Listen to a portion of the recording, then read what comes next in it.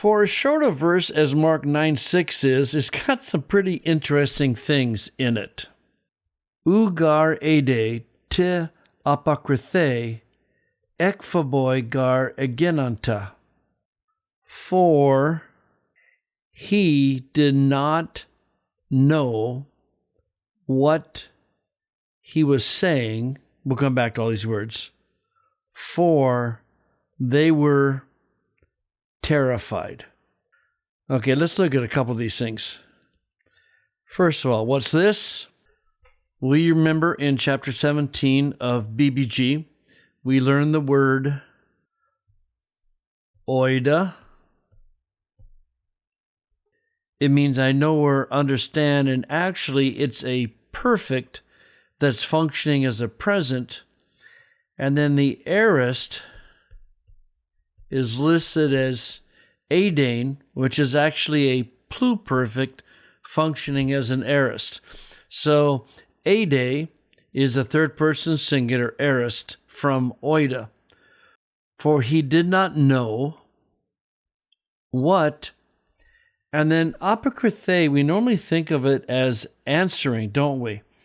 But in this context, it's clear that it means to say. What's interesting here are the variants. And again, as I've often said, never discuss variants without discussing significance.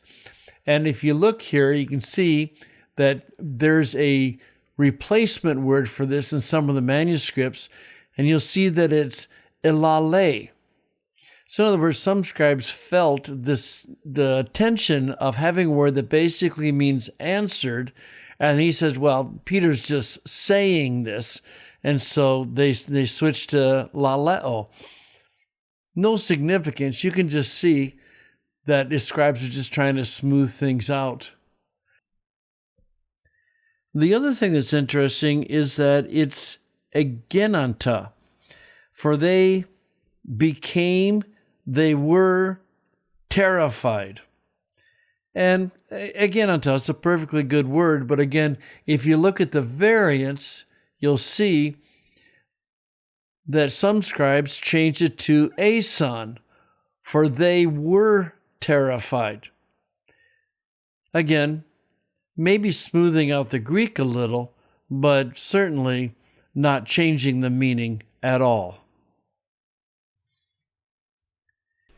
And you'll notice this is the perfective or emphatic use of the preposition ek that turns phobos from fear to terrified. Which I guess if two of your heroes appeared out of nowhere, you'd be terrified too. Phrasing is not really that big of a deal in this small of a verse. It's telling you that he didn't know what to say. Why? Well, they were fearful, terrified.